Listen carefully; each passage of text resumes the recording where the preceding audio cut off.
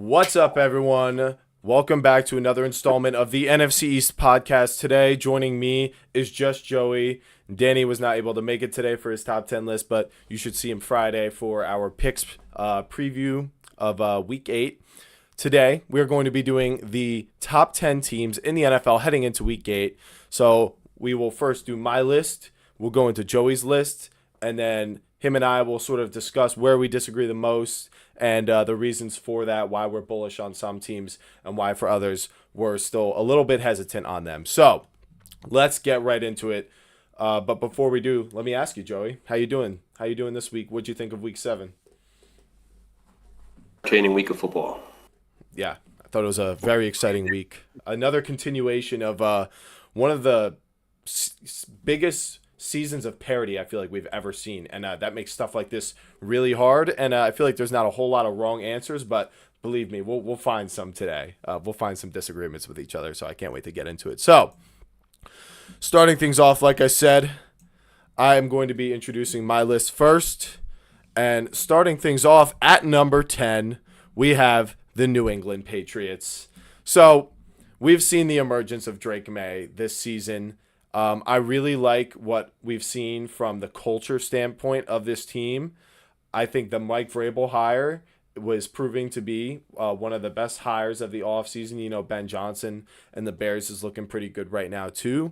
But sort of what he's been able to do with that defense and an offense that I know he's not an offensive coach, but just kind of, galvanizing, that side of the ball. Looks like a lot of the same guys that were there last year. Like Booty and stuff are starting to produce, and then the addition of Stephon Diggs, something I did not expect to be as impactful as it was, and then circling back, to just Drake May, I think he's been absolutely fantastic this season. Still waiting for some more difficult games for them to play. Them really fumbling away that Steelers game always sticks in the back of my head. But since then, they've been rock solid in every game since then. They got some tougher games coming up: Falcons, Buccaneers, and some other ones that will definitely have the spotlight on them. But yeah, Patriots are my number 10 team. At number 9, we have the Tampa Bay Buccaneers. Now, why do I have them so low after I had them so much higher last week? The reason is because, something I was harping on for this team was that these guys were going to come back from injury, right? Mike Evans had the hamstring. Godwin was returning from that ankle dislocation. Wirfs has been back out there. Igbuka had the hamstring injury. He did get out there to play. But just all the adversity this team has gone through, there is some sensation I have that if they don't really get back to being fully healthy, it's going to take some of the air out of this team. And the Lions are an incredible team that they lost to. And I actually think overall the defense did a good job outside of the explosive plays they led up to Jahmyr Gibbs. But I don't know. It's just I was a little disappointed in Baker Mayfield and the way he played in that game. Tez Johnson obviously is a wide receiver 5 and a rookie, but he did miss an opportunity there to start pulling that game back in. And for pretty much, that entire game, that, there are opportunities. Sterling Shepard isn't a terrible player or anything. So just a game I would have expected to be a little bit closer. Maybe they'll be closer to fully healthy when Evans is back. I just don't think we know when that's going to be. And if they don't have him 100%, I think that really is a loss that's going to stick with them throughout the entire season. So number 9, Tampa Bay Buccaneers.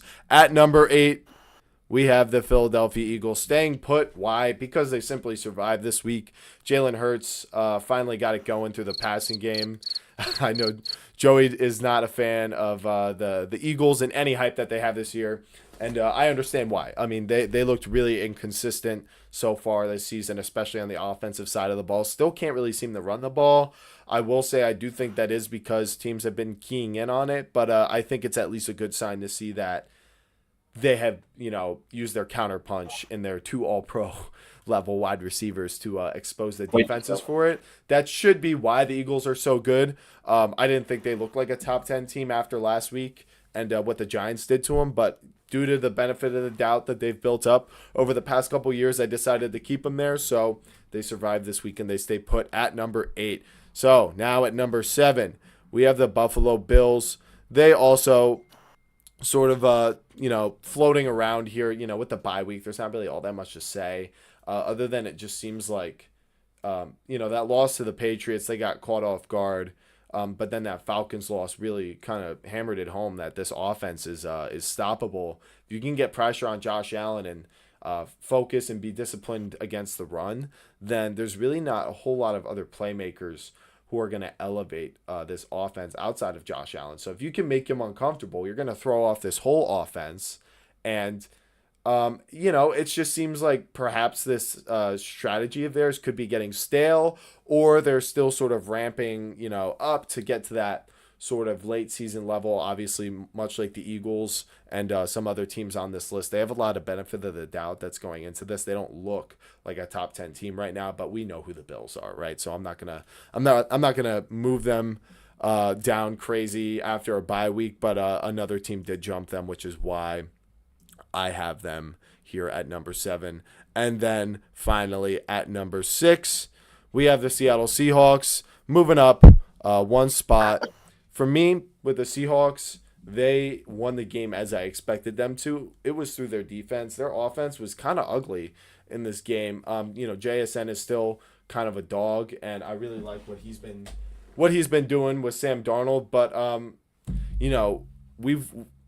we've been I at least was a little worried about the Seahawks offense and what else there was besides Jackson Smith and Jigba. The offensive line was kind of an issue. I mean, Zach Charbonnet, he looked like a nice complementary piece next to Kenneth Walker, like we've kind of known, with the 2 rushing touchdowns and some runs breaking tackles and whatnot. But I don't know, just a little bit fragile. I felt like I would have moved them higher if the offense looked the same. But hey, that Texans defense is elite. So despite the Texans offense really not doing much in this game, I still think overall it's a good win. That Texans team, they might look and seem really, really bad right now, but most of their losses have been to tough teams like, the Seahawks team, the Buccaneers, and things like that. So that's my number 16. What's that? Offensively, they're a broken team right now. They are. And they've been that way for 2 years now. Was that Todd Bowles blitzing them, Mike McDonald with the Seahawks team, and I'm trying to remember the other team that really shut down this offense. But we're going to move on to the next team. And for me at number 5, we got the Green Bay Packers. I kind of had them at number 2 last week as a bit more of a placeholder because there was so much parity going on. I feel like this week was about how these top 5 teams were going to respond to either a tough loss or are they going to be able to hold on to their spot. The Packers did not really impress me. They won the game, but stop you there. And here I'll get to it. But I mean, to me, the Colts lost, or they won against this Cardinals team and Jacoby Brissett in similar fashion, where it was much closer than you would have expected. But overall, I just feel like I keep wanting more out of this Packers team. Now they do get Devontae Wyatt and Lucas Van Ness back on this defensive line. Which was a big reason why they were able to do what they did against the Lions in week 1 and really shut down a run game that, as we saw, just tore up a Todd Bowles defense. So when I feel the potential is here for this team, I truly believe that for them to be the first or best team in the NFL, but first or second best team. But, I'm just kind of desiring more from the offense, the defense, just everything right now. So they're going to drop down 3 spots just because I feel better about these next teams, starting with number 4, and that's the Indianapolis Colts. I mean, every week I'm just more and more sold on this run game with Jonathan Taylor against this Chargers defense. That is a bit depleted right now, but he did exactly what you would have expected in that situation and just tore them up. This offensive line of theirs is obviously a big reason for the success and making Daniel Jones comfortable. And that all ties in with having a great play calling offensive coach in Shane Steichen that we've seen just carry, pretty much any quarterback besides Anthony Richardson to success. The Gardner Minshew's of the world, Jalen Hurts obviously a level above that, and Daniel Jones. We'll see how the rest of the season goes, but they're at a record pace right now on this offense, scoring on like 63% of their drives. That is pretty insane pace, and it just shows you how well they're able to move the ball and have Daniel Jones put drives together. This defense, if there is going to be a weakness to this team, I would say that's what it is. Kind of folding a little bit in the second half of this game, but still, very impressive team. I was a little bit hesitant on them last week. I said it would be the last week I did it, and now I moved them up 5 spots because I think they are legit leading the AFC currently. At number 3, I have the Los Angeles Rams, and this team, just without Puka Nacua, I still picked them to win against this Jaguars team. I didn't think they'd win like that. 35-7 in London, which is basically a home game for the Jaguars. Really goes to show you that it's not just Sean McVay and Matthew Stafford that, is so successful for this team and the reason that they played the Super Bowl champs the best out of any team last year. This defense is ferocious. And if you have a quarterback who doesn't play well under pressure, then they're going to shut you down. Then they're going to destroy you in that game because this defense is going to force turnovers. It's going to force incompletions. It's going to make the offense uncomfortable. And if you just keep giving this Rams offense chances, they're just going to punish you over and over. Even without Puka, what an impressive win. So imagine when he comes back, how good this team's going to be. They move up 1 spot to my number 3 team. And number 2, we got the Detroit Lions just putting a beat down overall on that Buccaneers team. I get they didn't have, about 5 or 4 of their top 5 offensive weapons. So a bit of, hyperbole when it comes to this Lions defense, but still they generate sacks, they get pressure. They play in that game script really, really well, running the ball and being aggressive on defense. Jared Goff, just a steady presence at quarterback. For this Lions team. Seems like they survived losing both their offensive and defensive coordinator by this point. It was a little scary week 1, but I think we can all tell by this point that Dan Campbell did a good job, replacing those guys. And, just like the Colts, that offensive line and run game, that's the type of thing you need to carry you through the playoffs. We saw that last year with the Eagles. It'll help you beat anyone. If you can't stop the run against the team, doesn't matter if you have Patrick Mahomes, you're still at risk of losing possession of the clock. And then finally, my number 1 team, we got the Kansas City Chiefs. This team just looks like the best team in football right now. And I've heard a lot of people say this, but I'll say it too. It looks like they're really in a tier of their own. I get they played the Raiders, but having Rashee Rice back, I think, is a massive difference. I mean, he looked really good, breaking tackles and a strong physical presence in the receiving game. And that's something that obviously they've been missing, having these smaller guys like Worthy and Marquise Brown with Juju at his age. They didn't really have anyone, but now with Kelsey as like the second option and then all those deep threats, this offensive line playing well, this defense and us knowing what they're capable of, along with just the coaching staff, having this team be the most prepared team in the NFL for every game, seemingly really surviving that ugly start to the season. And, we saw the week before how they played against the Detroit Lions, which I have ranked as my second best team. So that's my list. Chiefs 1, Lions 2, Rams 3, Colts 4, Packers 5, Seahawks 6, Bills 7, Eagles 8, Bucks 9, Patriots 10. Joey, you ready for your list? I am ready. All right, let me get your graphic ready. All right, I've got a blank slate for you, and you can start whenever you're ready. So we have quite a few differences when it comes to what we are evaluating for Week 7. And to start that off, my number 10 team, I got the Green Bay Packers. For you, keeping them at 5, I feel like this is multiple weeks in a row now where you've said kind of the same thing of how they left you wanting more, how you need to see more, how it's not like the team you expected to be. If that's the case, Scott, why are they still one of your top 5 teams? That's kind of where I'm at with it. That's why I have them at 10. I don't know if there's any other team that'll be vying to give Jordan Love a max contract. That's something to think about. I kind of think that's a bad contract. I don't really know if he's who we think he is for quarterback. Okay. That's what I got for the Packers. They're at 10. I will say Micah Parsons had his first career 3-sack game, so that was pretty cool. But either way, just not being able to finish these teams the way you'd expect them to do with how they're built leaves me desiring more from them.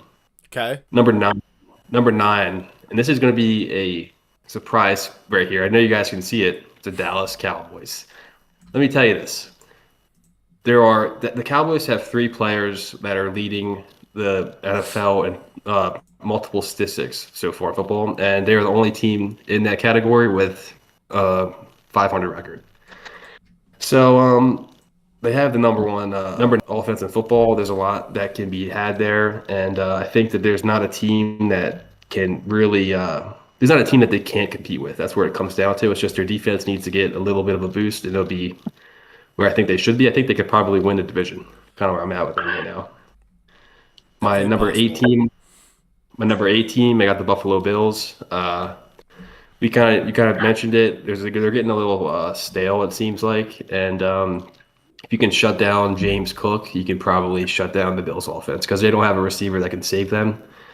And their defense is like, I guess it's above average, but it's not as good as you'd want it to be. I would say for like a Super Bowl contending team, similar to Dallas. I say that Ravens game's a prime example of Week 1. And again, it's Week 1, so I just kind of think that they're not getting better. I'd say they're kind of stuck right now. Yeah, Would you agree with that? I agree. They feel stuck. Number 7, I got the Bucks. You mentioned the injuries, Mike Evans. I don't think Mike Evans will be back. That looked like a really bad injury Monday night. That's going to be a problem, I think. But I do believe that Chris Godwin will be back. Then there's different reports with Chris Godwin and his fibula. I don't really know what to believe Me neither. with that injury. It's kind of weird because they say he could be back this week, but most likely it'll be after the bye. Same thing with Bucky Irving, but they kind of need them now. It seems like with everything that's going on. Yeah. And I don't know if they're gonna force them back because it seemed like they forced Igbuka back this week, Yeah. and we saw how he looked Monday. It didn't look good. So that's a team that they took a steep fall, but then they had the injuries. I'll give them that. That's why I'm keeping them at 7. But I think these guys will be back, and they should perform the way we would expect. All We'll right. see though. Yeah, we'll see. They fell 6 spots for me, which is pretty drastic. Pretty drastic. Me too. They fell. I think I had them 2 last week, so they fell even further to number 8 for me. Yeah, I had them at number 2 as well. My number 6 team, I got the Detroit Lions. They were explosive as they should be. They have a lot of talented players on that team. I'm probably a little low on them, but that's mainly just to give my flowers to the other 5 teams that you're going to learn about. Not much to be said about the Lions. We know who the Lions are. Yeah, I think we know who they are. Number 5, I have the Seattle Seahawks. Okay. They, I really like Mike McDonald. I like what they're doing. I like the defense a lot. Sam Darnold had a little bit of adversity, but they found a way to get done. I think JSN he's really blossoming into probably a top 5 receiver right now, and that's a problem for any team to stop. Plus, you pair that with Kenneth Walker, another thing, Kenneth Walker's birthday was on Monday, and they let Zach Charbonnet take 2 touchdowns from him. I did not How know do we that. feel about I did not know How do we that. feel about That seems Yeah. kind of personal. It's a little hurtful. I don't really get how they use Kenneth Walker to get down the field, and then it's Zach Charbonnet time in the end zone. How does that make any sense? Yeah, the Lions I are don't. able to use Gibbs in the red zone just as well as Montgomery, so I don't know what's up with them. Yeah, I don't really get what's going on there. I don't know if Kenneth Walker is a potential trade target for another team. If they want to hand the ball, if they want to go Charbonnet, I don't know what's going to happen with that. But either way, I like their offense. I think their offense can get it done, and their defense makes them a top 5 team in my eyes. Now, number 4, I got the LA Rams. They absolutely dismantled Jacksonville in what you could say was a home game for the Jags in London. Yeah. And they did it without Puka. So the defense, very talented. This Rams team is really interesting to me because they took the draft philosophy, something that they threw away when they were a championship contender. And Decided to run with that instead. yeah, they are. It just I don't know. I like how quickly they rebuilt things It was when it kind of seemed like the crazy. sky. Yeah. Yeah, when it seemed like the sky was falling a few years ago. But number 3, I got the Chiefs. I should put them number 1, but right now, if the playoffs started today, they're not even in the playoff picture. So because of that, I had to leave them at 3. Okay. But I do kind of think they are the best team in football by a landslide. I think Rashee Rice coming back is a huge problem for the rest of the league. He is a top 6 receiver in football, and that's something to look out for rest of the way. I don't really know who can beat them. They are a complete team, Mike. Definitely. Like they should be number 1 on my list, but I don't want to do that because it's week 7, and I got to give the Patriots that shine at number 2. I believe that the AFC East, what is it, AFC East? AFC's. Yeah, I believe they are the best team in the AFC East. I kind of believe that they are better put together than the Bills, and I think the difference in that, which is ironic, is Stephon Diggs. Yeah.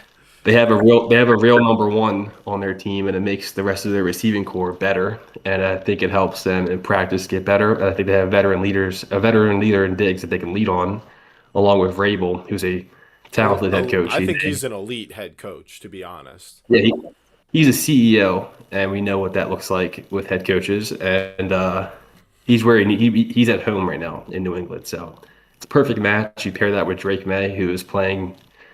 He's probably he's playing quarterback at a top three level right now. He's easily a top five quarterback right now, I'd say. Yeah.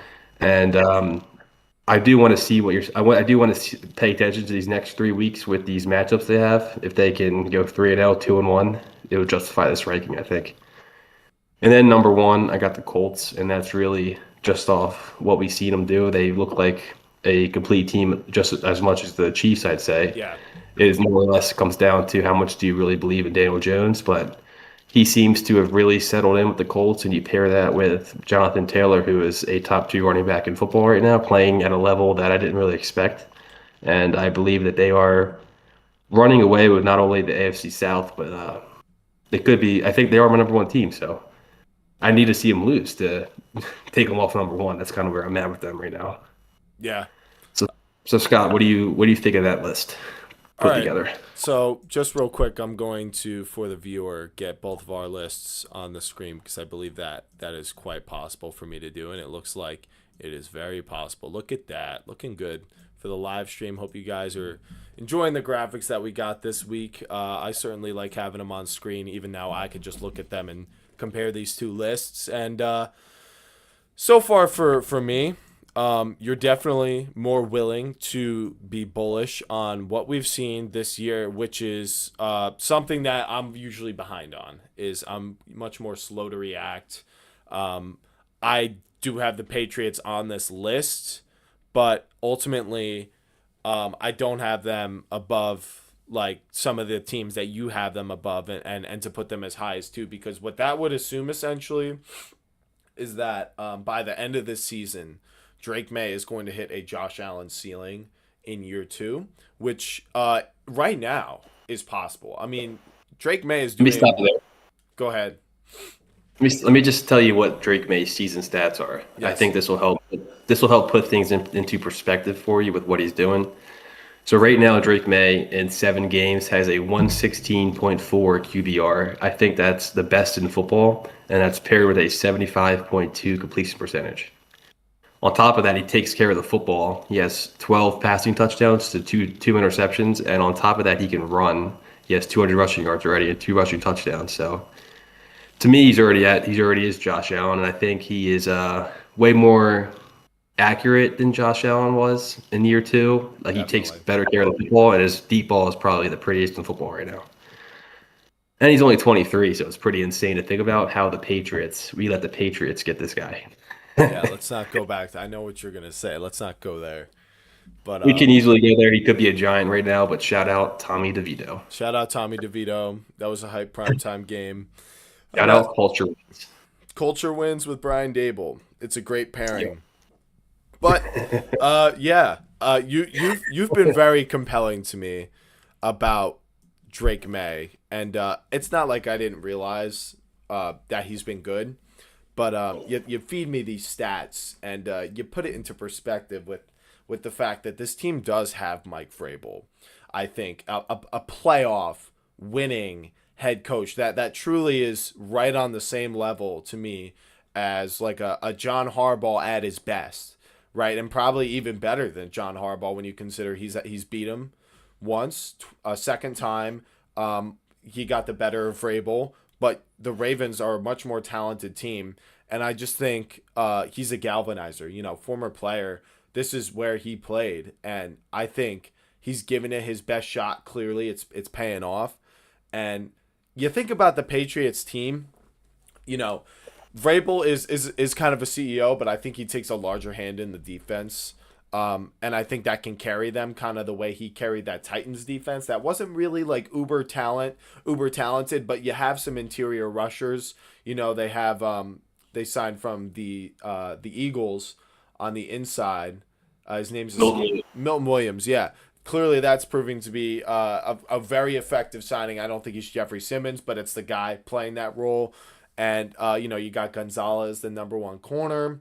You got the rest of this front seven, and the safeties playing well. And then on the offensive side, I think one thing that's kind of flying under the radar is something that I want to see from this Patriots team that I think can help them reach this level, because I'm not opposed to it happening. Like, believe me, I'm all for some shakeup in the NFL and some new elite level teams, and I think this team has the potential. But I think they really got to get these rookies involved, Travion Henderson, Kyle Williams in this offense, get them more snaps and some, Josh McDaniels, get some creative play calls to these guys, because Kyle Williams was at least Chris Sims was touting him as a top 5 wide receiver in this class. And I think we could clearly see he's got the talent, maybe because he plays sort of that Stephon Diggs role, that they're sort of, slow playing it and maybe even saving him a little bit for later in the season. We see rookies break out later in the season. Same thing with Travion Henderson. I mean, I wasn't as high on him coming out as you were, and we've had this discussion before, but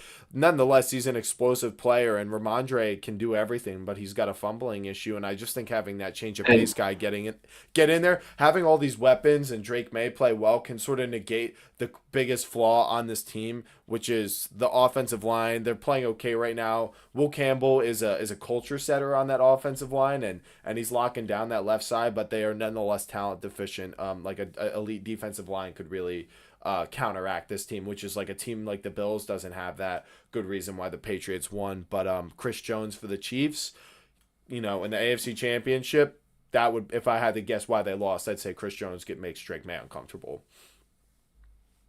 I can see that. But you were talking about, their loss to the Steelers, Ramondre Stevenson's 2 fumbles, and how his leash just seems endless with the Patriots, with what he is as a veteran.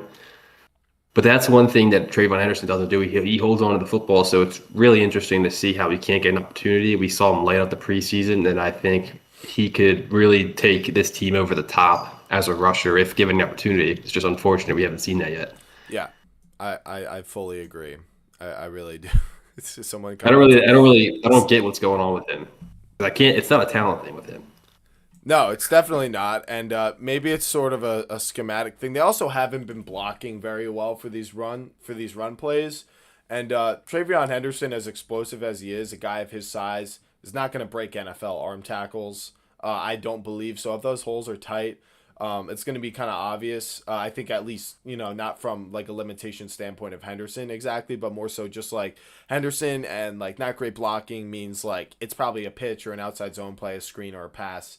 And I think maybe they don't like giving that away. Whereas with Ramondre, they know for a fact that they can have him in on all 3 downs, and the defense isn't going to have a clue what they're doing, at least based on the who's in at running back. So maybe that's got something to do with it. But to me, Kyle Williams, there's no excuse for that. I mean, I think he should be the number 2 wide receiver, Booty, kind of as the perimeter deep threat.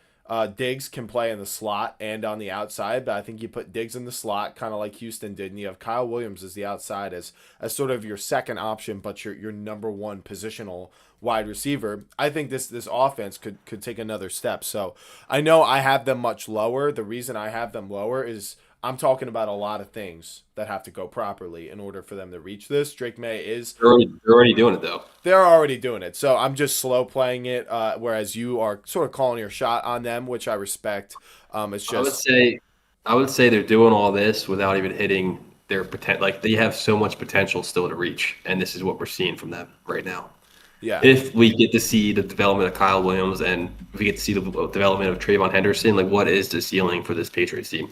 I don't know if that's just a rookie thing and Josh McDaniels or what, but I would imagine, the second half of the season we're going to see more of those guys. Yeah, the upcoming schedule for the Patriots: Browns, Falcons, Buccaneers, Jets, and then so what do you think they go through that stretch? I'll take you through the whole schedule.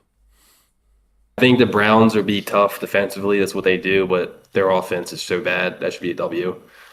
I don't really want to go. I think another thing we should talk about is like a more interesting thing to talk about is, do the Patriots have a legitimate chance to win the AFC?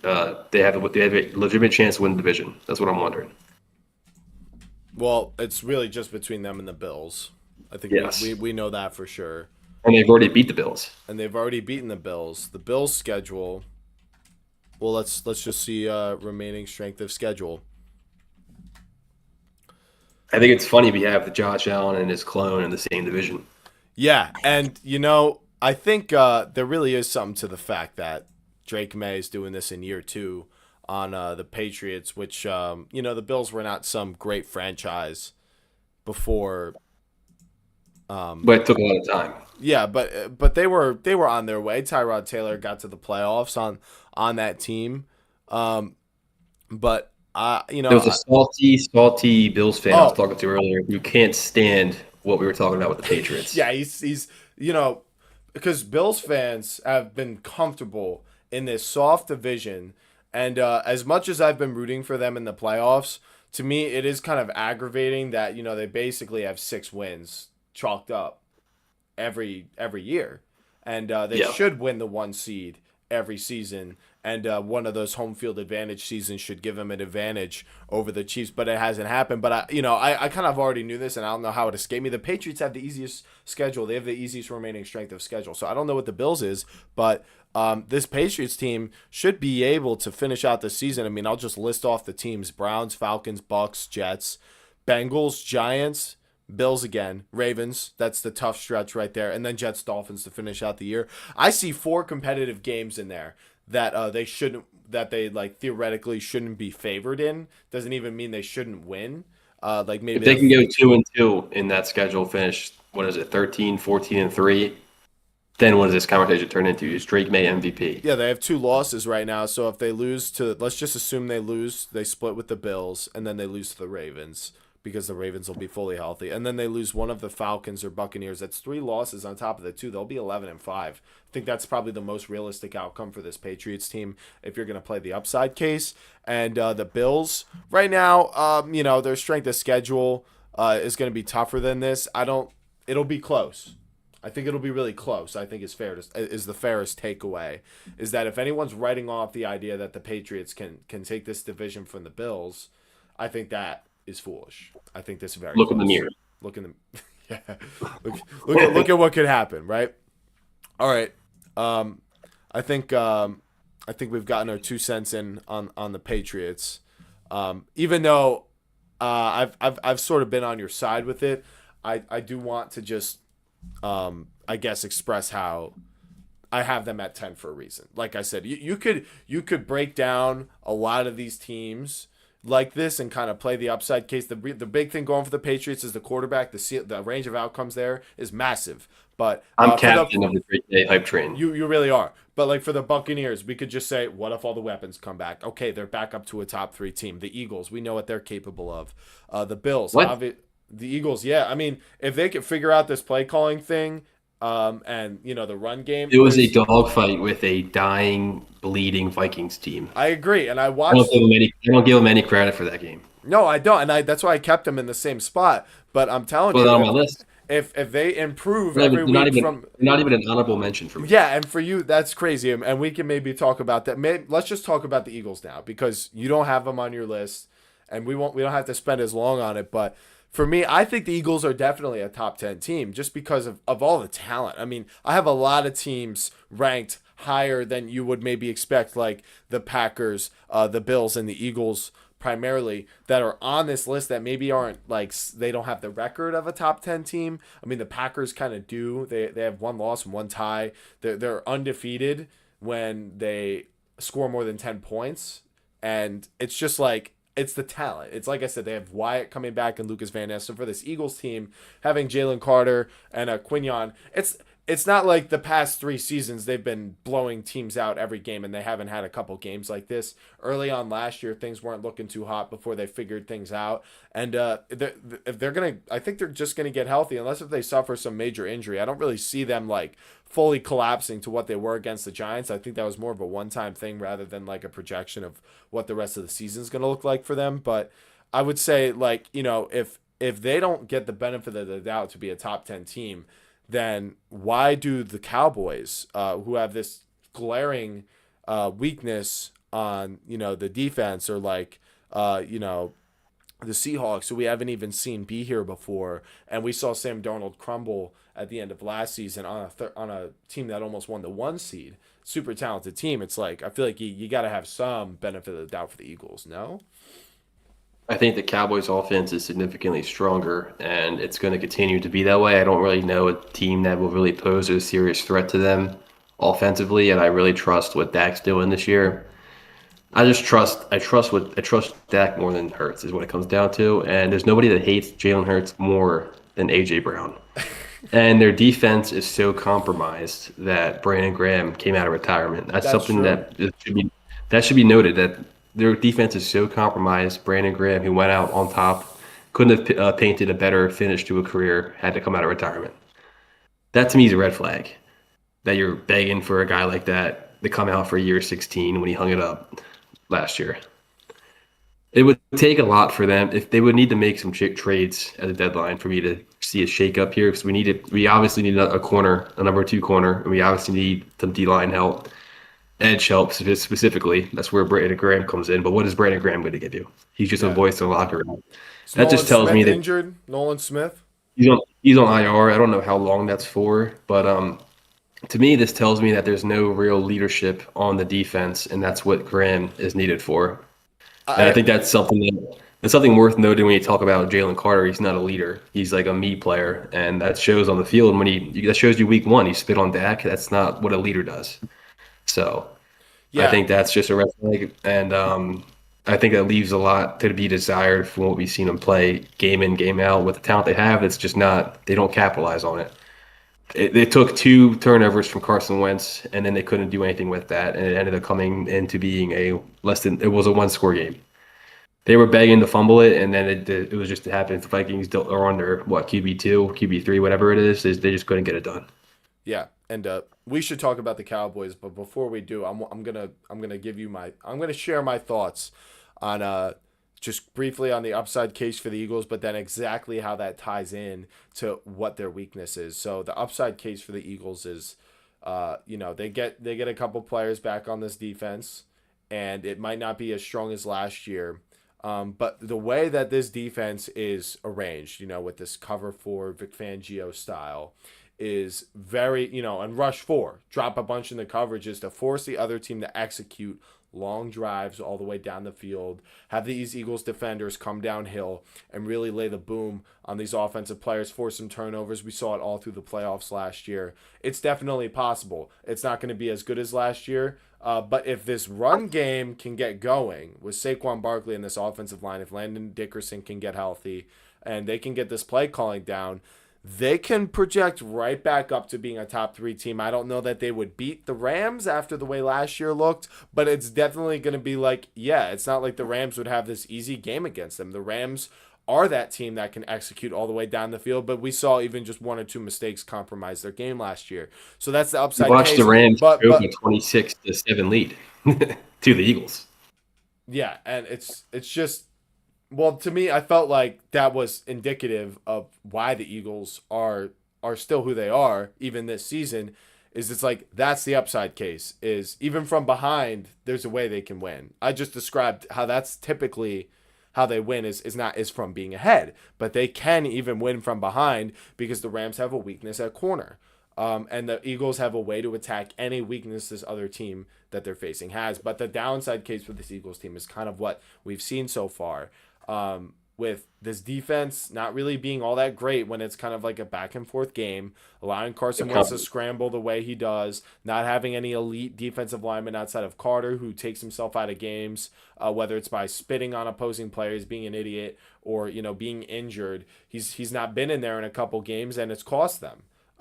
But also, this offense, to me, really has no way of orchestrating drives. It's definitely part of the play calling, but I think that also has to do with what you have with Jalen Hurts. Obviously, it worked this Well, week. he's a one-trick pony. He's a one-trick pony. It's like if those deep passes are incomplete to AJ He can't Brown, read a defense. the Eagles only score 7 points in this game, and one of those touchdowns you got to remember was a defensive touchdown. So this team cannot get down the field to kick field goals. This team cannot orchestrate drives to chew clock like they did last year. This is the downside case for the Eagles this year. And to me, it's like you need to do all of those things to win playoff games, and it's going to look like 2023 because when it doesn't work for them, it's sort of like snowballs like it did versus even just the Giants. I mean, the Giants have a total weakness at wide receiver. The offensive line is not good. They couldn't take advantage of that. And the Giants defense has a weakness at corner. And Jalen Hurts, he played a bad game. He missed a wide open Devontae Smith and he missed a wide open A.J. Brown for a touchdown. If he hit either of those two plays, as we saw, the Giants are capable of collapsing even with 5 minutes left. So I'm pretty sure if he hit Devontae Smith, the Eagles would have ended up winning that game. So that's my downside case. I agree, but I still think they should receive enough, from their resume to remain in my top 10. If you want to take them out, that's you. I'm not going to do that. But let's talk about the Cowboys because they're Saquon. Oh, I just want to add a few more things. Saquon's been the least efficient runner in football this year. The worst. Yeah. What do you think about that? I think part of it, there's two main reasons for that. Number one is typically when we see players lead the NFL in touches at running back last year, this is sort of a fantasy football thing, but it's real. It's a real thing that happens. If you're playing all the way to February, your season's not over January, the first week of January. You're playing a whole nother 2 months of football. And you're getting 30 touches a game. You lead the NFL in touches. You are beat up going into that next season. You do not have enough time to fully recover and then lift and then go through the conditioning of training camp. You basically have no rest. So we're talking about a 2-year stretch that Saquon Barkley is trying to pull off of being who he is, and it's just not that easy. Then the Eagles play calling, the offensive line not being there as much, along with defenses realizing, hey, they won the Super Bowl last year because of this. Let's key in on Saquon Barkley and force Jalen Hurts to beat us through the air. Teams have been doing that. It worked against the Rams. It worked against the Vikings. It didn't work against the Giants. It didn't work against the Broncos. So we're seeing how, that's how you're supposed to beat this Eagles team. And, some teams can pull it off. Some teams can't. If that deep completion happens, you're probably not going to win. If it doesn't happen, they might not score for an entire half. So that's what we've seen from them. I totally agree.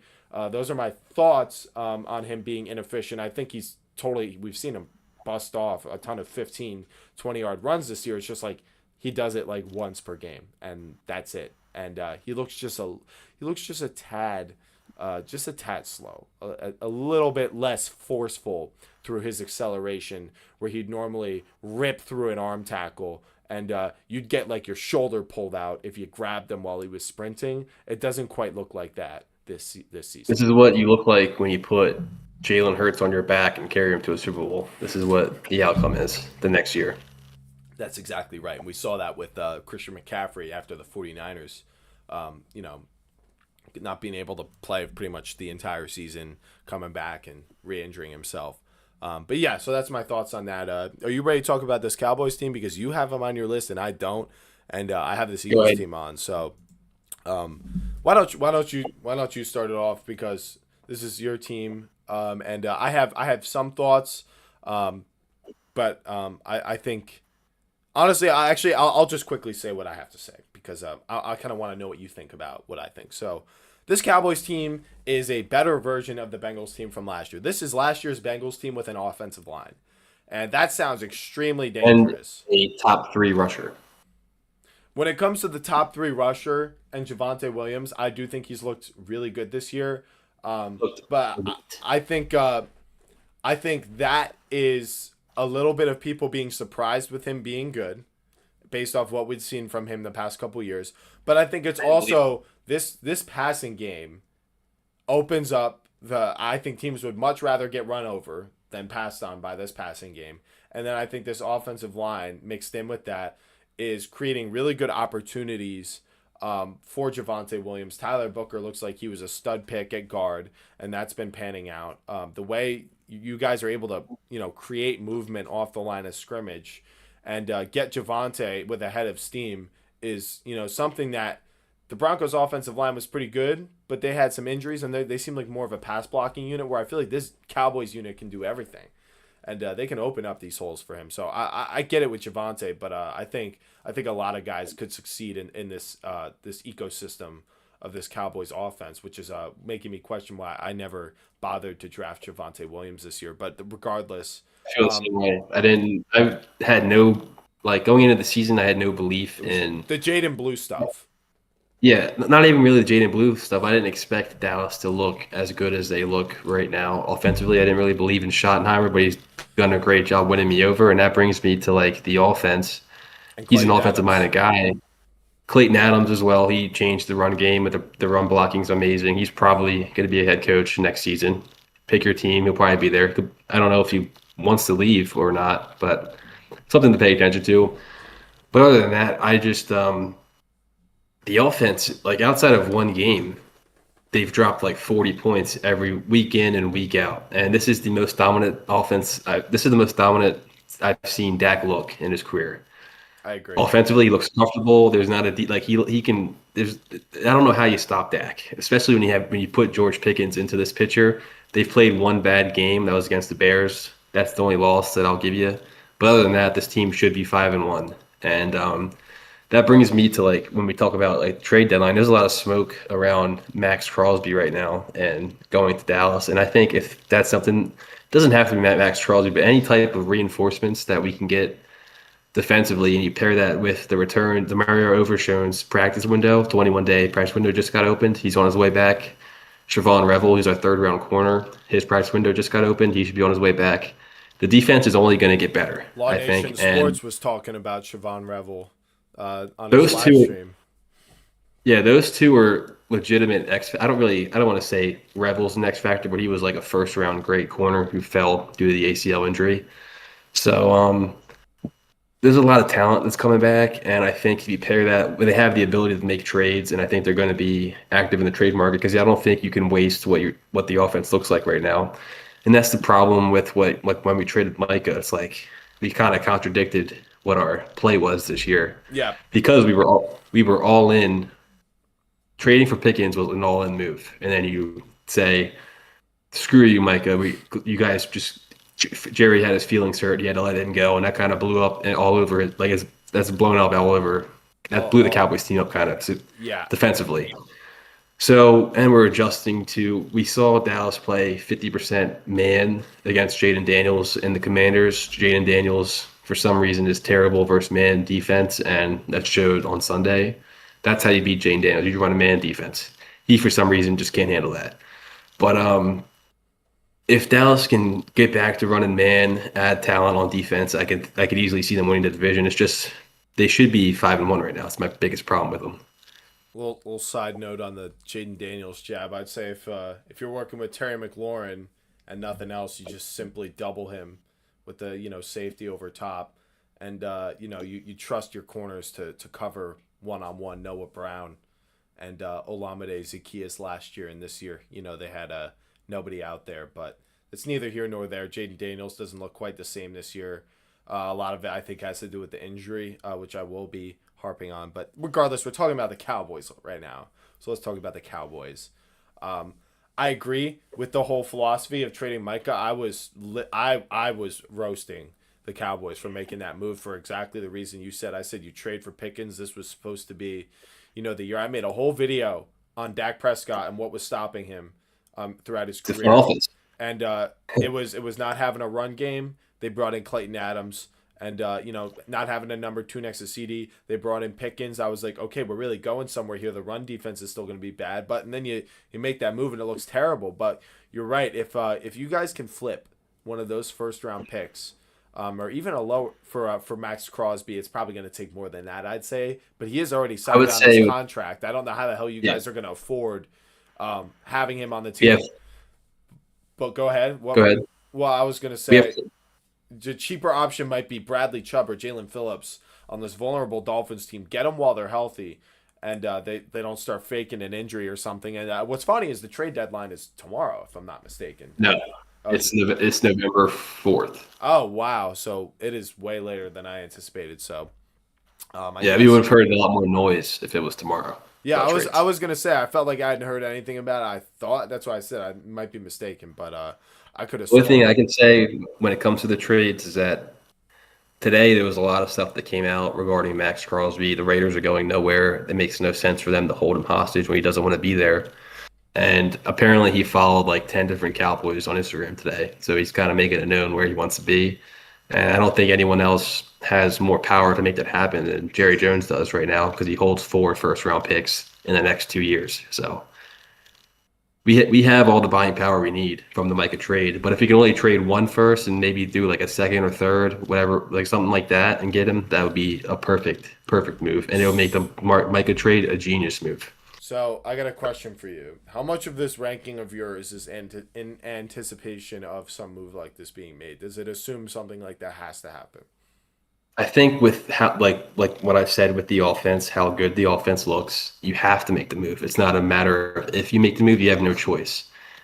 You'd be quitting on your team by not doing anything to make this defense competent and something that could help Dak, achieve the biggest goal that he needs to reach. So Yeah, I think it would be such a shame to waste this season of Dak because you didn't want to do something for the defense. I agree. I think this Dak is playing like he is the MVP right now. I mean, I think Stafford it's could between. maybe push for it. I Daniel think the Jones top is two. literally on pace for something like that. With typically they give it to a team that wins a lot. It's hilarious that when whoever leaves the Giants becomes an MVP candidate. We had Saquon Barkley last year, and this year it's gonna be Daniel Jones. But I proudly defended Daniel Jones. But regardless, it's this atmosphere that Dak's in. With these other quarterbacks that are in that range, he should be favored to win this MVP job, especially with how this defense is going to force him to keep scoring. Now, I do want to say why they're not on my list because I do think next to the Chiefs and the Lions and what the Rams are when they have Puka, those are the four best offenses in the league. I mean, the Colts, you got to say five.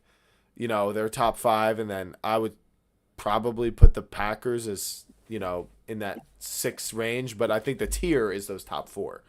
There's just something I'm waiting to see with the Packers and with the Colts. It's just like, okay, is this gonna keep Go going ahead through the and go ahead and playoffs? keep waiting on the Packers. Oh, Almost a month all right, deep now. we'll get there anyway. But my point is, you guys, what's gonna hurt you guys is you're still a 500 football team right now. Not having CD Lamb cost you guys a couple games. You could have beat the Packers if you had CD, which is interesting. But we saw you guys lose to the Panthers just last week. Is the thing, and the Why we lose Panthers. again?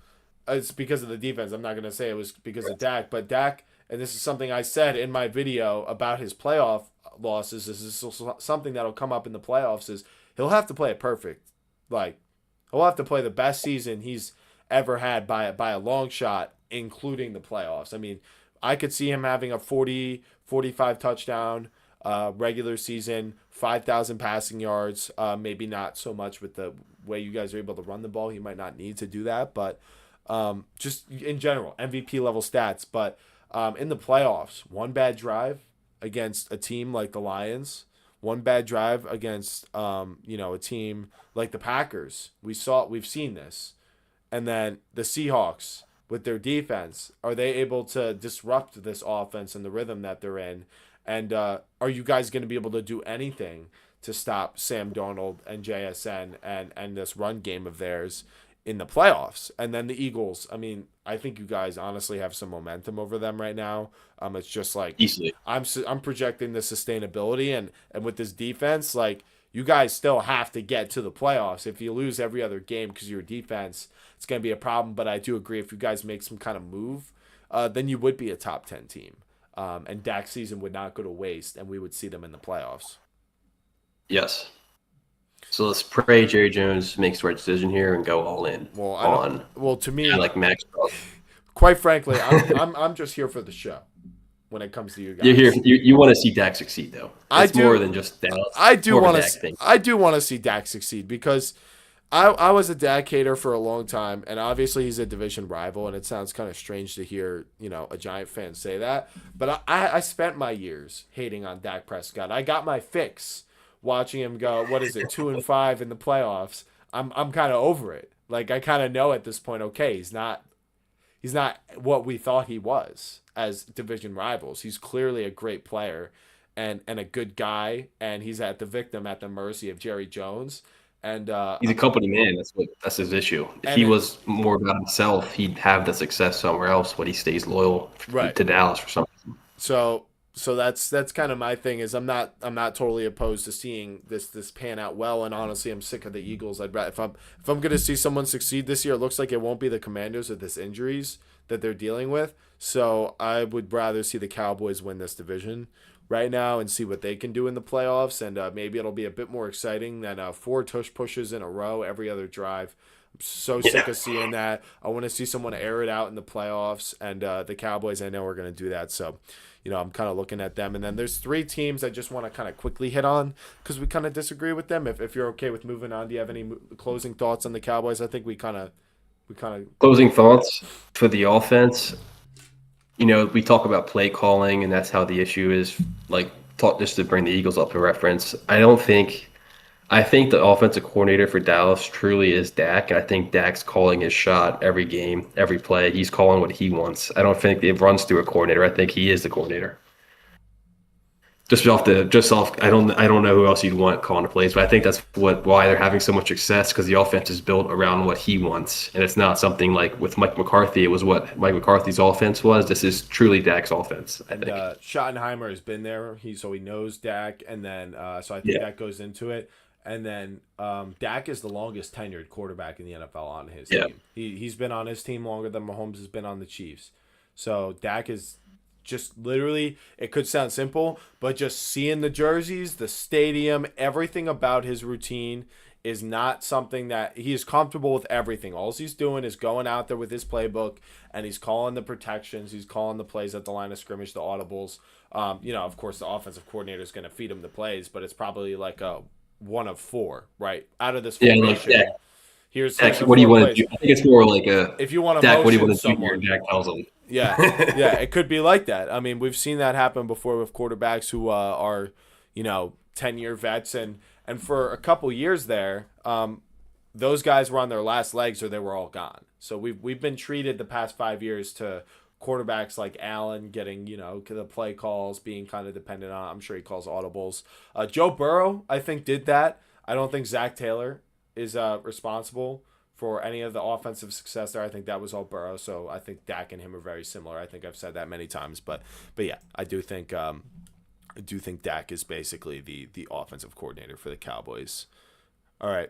Are you ready to feed me a quick take? Even though we talk about it every week, you said I'm always waiting for something on this Packers team, right? So Yeah, they you are like reactionary, I guess. That's I don't know if that's the right word or not. Where it's like I'm digging you're my not I'm reactionary. I'm digging my heels in is what I'm doing. Yeah, you're digging it in, looking for something you haven't seen yet. Where it's like if you watch them, there's just something not working, and I don't know what it is. I'm not sure why they're having the issues that they are. I kind of pinpoint to Jordan Love, and I want to ask you this, Scott. If you could give Jordan Love, a max contract to come to the Giants, is that something you'd want to do? 55 million. Yeah, would you want to pay a contract of that caliber to a guy Not like Jordan Love? not to come to the Giants. Well, that's the question I'm asking you. Say No. you guys are in the free agent market, Jordan Love's available. He wants to be a top five paid quarterback. Are you paying him that money? No, I would rather roll with even beyond Dart. I when that contract came out, it was him, T. Law, and Tua all at the same time. I said, I think they're all similar tier guy. well, I That's the think issue. I think, and this is where I disagree slightly. When those contracts came out, I said, first of all, none of them deserve it because they're all getting paid as if they're the best quarterback in the NFL, and I hate that that's how the market is, but I get it. Ultimately, though, the order I kind of gave it was Tua was the least worth it. T. Law was the second least worth it, and then I did think Jordan Love proved something. I mean, Tua, we have Well, seen, let me ask you we have this. seen. Wait, hold on, but I'll just quick. I'll be quick about this. Like Tua, like we've seen the limitations, and we've seen where we are now. So I think we know that wasn't deserved. T. Law, he did have that playoff comeback versus the Chargers, but they were notorious for collapsing. And other than that, he really hadn't done all that much, and so I was kind of wait and see with him, but it really hasn't. It's only been the same with him. Jordan Love really did come out and execute a really solid game plan against you guys. I'll give it to him that he had that game plan. That's But what I was going to that ask was a you. really young team. And then that 49ers game, he was phenomenal until the last drive.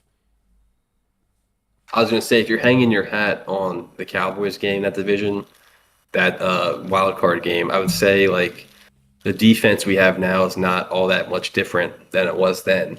We had glaring holes on the defense, and they dropped 50 on us. And that same thing kind of happens to us right now. Look how we make Caleb Williams look. Look how we made Bryce Young look. We can make any quarterback look great against our defense. That's kind of the issue. And if that's the game you want to hang your hat on with Jordan Love, I don't think it's a valid game. Well, you could say that, but ultimately it's not a regular season game. It's still, he's a young quarterback in his first year starting. He did get to sit for a while, and we've seen guys who have been in the league for years with far more draft capital, like Sam Darnold, get into the playoffs on a great Vikings team and fall apart. So when some guy shows me that he can be competent and execute the game plan in the playoffs, that's one thing. That's the first thing.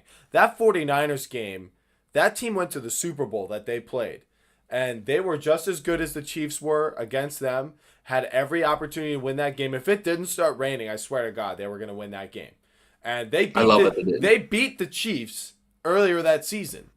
And so my whole thing is when Jordan Love is on, because he's inconsistent, I'll admit that, but his playmaking ability mixed with Matt LaFleur's play calling is like the perfect combination. Because all he has to do is whatever LaFleur says until Coach LaFleur is wrong and the other team is on their play call and he gets to extend the play. That is like Andy Reid, Patrick Mahomes. Now it's like a way lower tier. I think it's like Reid and LaFleur are kind of on the same tier, and Love is like here with Mahomes, but it's the same idea. Not everything is available to you offensively, and now that they have this run game, I think it's big. And then the thing is with the Packers is like they had these injuries that were holding them back. Devontae Wyatt still hasn't practiced. I mean, that was the Week 7 report. Him and Van Ness were out. They were missing McManus. Van Ness is similar to like Mozzie Smith. Like he hasn't hit his potential. Well, he's playing better this year. I think a lot of that has to do with the fact that Micah Parsons is there now, and he doesn't have to be like he's the fourth option now. Now you're talking about Van Ness as a first round pick. I mean, how many first and second round picks do they have on that defensive line? And this is like the Eagles last year, and I made that comparison. Micah Parsons, you have him, and then you have Rashawn Gary. So that's your edge duo. That's pretty filthy already. And then you got Devontae Wyatt and Van Ness on the inside. Van Ness is your 4, and then if they have like a nose guard, I'm actually not familiar with who that would be. But they traded away Kenny Clark. That's their biggest hole right now. But is it really a big hole? It is when you don't have Devontae. Really? When you don't have Devontae Wyatt, it's a hole. But when Devontae Wyatt's in there, he fills in just fine. But he hasn't really been all that great either, though. But next to those 3, yeah, I mean it's like having Milton Williams. Like, I think if the Giants had Devontae Wyatt as our second defensive tackle, I would be over the moon. But we're talking about the Packers. We're talking about potential here. Like, this is something. Yeah, we're talking about potential. That's about what we're seeing on the field. That's the issue we're having here. That's our disconnect. That is the disconnect. But I'm not gonna, like I said, I'm not gonna rule out what I've seen from this coach, QB, and roster duo. I mean, they were the youngest team in the NFL when that happened. They have been accumulating to this point. Last year, the Micah Parsons trade is going to probably get LaFleur and the GM fired if they don't get the job done. I don't think if they fail them, though. But they've been in the same spot year in, year out of like similar to Dallas, not being able to get over the hump. Like, you got to make a change, and they have new ownership now or they have a new GM now. Or something changed with their ownership where this is what led to the Micah trade happening. They pushed their chips in on this to make something happen, and this is like one of the final straws for them to get it done. I have a 2-part question for you. Go ahead. Excuse me. No, it's my 2 parts is my first question is, do you feel like they improved last year with the additions they made? And my sort of attachment to that is, do you not sort of assign value to them playing so that defense, the way they played against that Eagles offense, how they were in that game the whole game, they had a special teams turnover, and they were down to like they had none of their wide receivers. Like, what was your takeaway from that? Was it they're in the same spot? Because I don't really see it that way. See them being better. That's the issue. I mean, the Micah trade makes you a better defense, but offensively, which is my problem. Like I'm not a Matthew Golden guy. I don't see him as a true number one. So there's like you throw in a number two with a pool of number twos. Like that's kind of the disconnect we're having with the offense. Where probably Tucker Kraft's your number one option on offense. If you want to beat I the am a Packers, you got believer in Golden. That's part of it.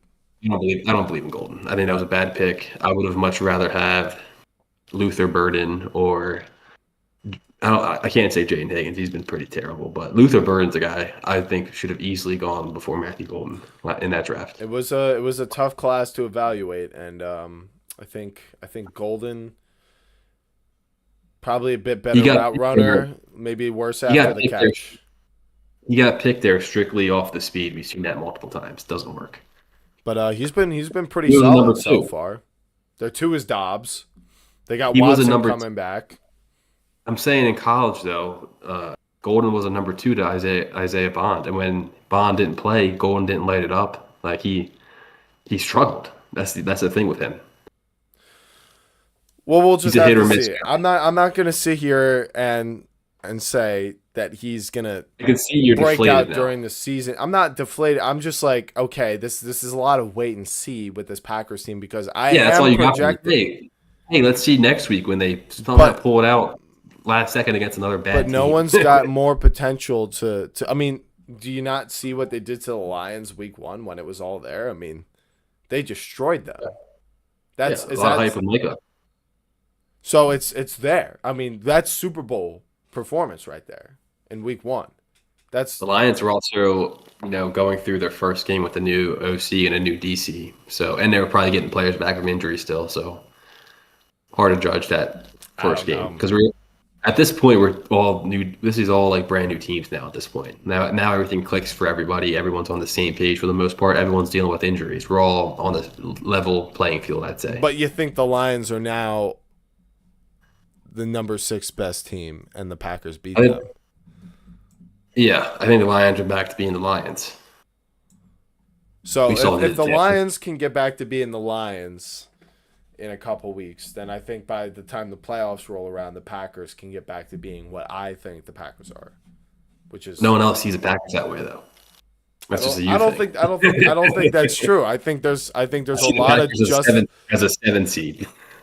I think that's kind of crazy. I mean, as the 7 seed is nuts. I mean, they might not win the If they are division, a but they're going first to be. round, if they are a first round exit, I think LaFleur gets fired.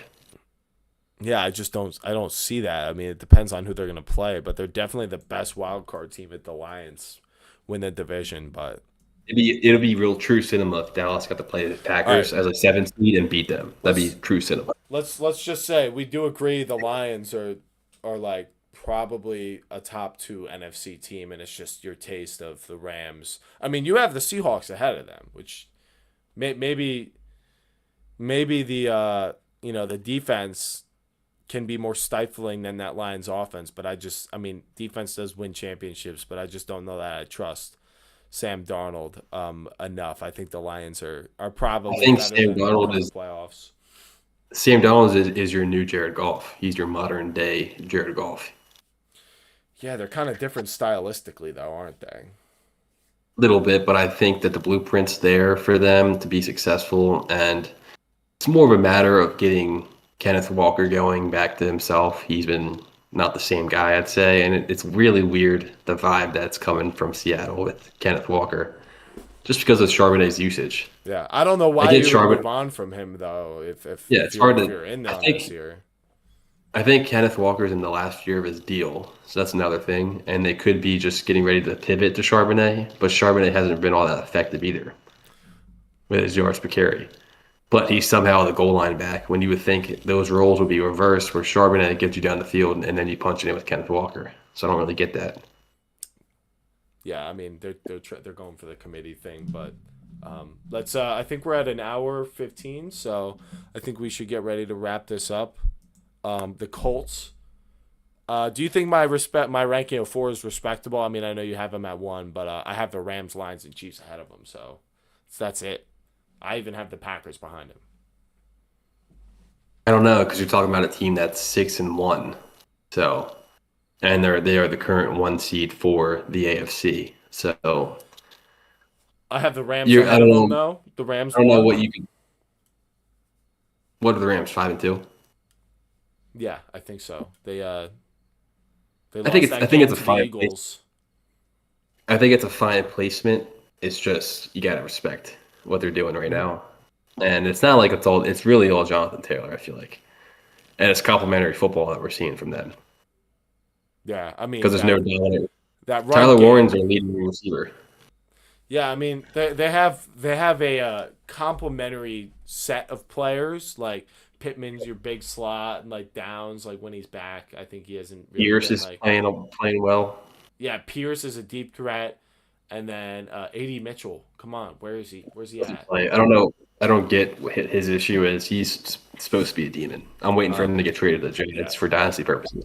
yeah. I would love I to hope see the that. Giants trade for him, but either way, um, yeah, I think we have the same pretty much top 4, except for the Patriots, but we already talked about them. All right, I'd say that's good enough for our top 10 for week 8. I appreciate you all for watching and catching up with me and Joey. I like the graphics. I can't wait to do this again next week. Hopefully, I have Dan there for us. But if not, me and Joey will hold it down for the top tens. This was fun, and I want you guys to tell us in the comments, what is your top 10 list, or looking at ours, what do you disagree with the most? We both kind of laid out for you guys probably what the key parts are. Why don't you hop in the discussion and let us know your thoughts? Don't forget to drop a like on the stream if you're watching right now to boost it up and get it exposed to more viewers just like yourself who want to see top 10 takes that aren't maybe part of the mainstream media. And maybe hit subscribe so that you can keep up with us every week. We plan on doing a Sunday recap show, a top 10 Tuesdays, and then a weekly picks on Fridays. So that's 3 live streams per week. That's the plan. And you should see 3 of us most often than not. Joey, got anything for the audience? See you guys later. Go Dallas. Go Dallas, he says. All right. I'll see you guys in the next one. Peace out.